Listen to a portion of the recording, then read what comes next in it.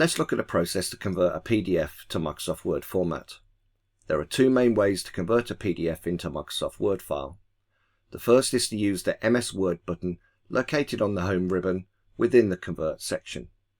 With the PDF open, we'll select the MS Word button, and a dialog box opens, allowing you to select page ranges and conversion settings. I'll stick with the defaults and start the conversion. We then decide on where to save the converted document and press Save.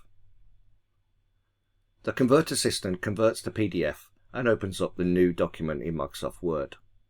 The document is now fully editable with images, fonts, colours, tables being retained. Another way to perform the conversion is to use Save As. So again, with the PDF open, we'll go to File, Save As, and select the folder, the file name, and select the file type as a Microsoft Word document.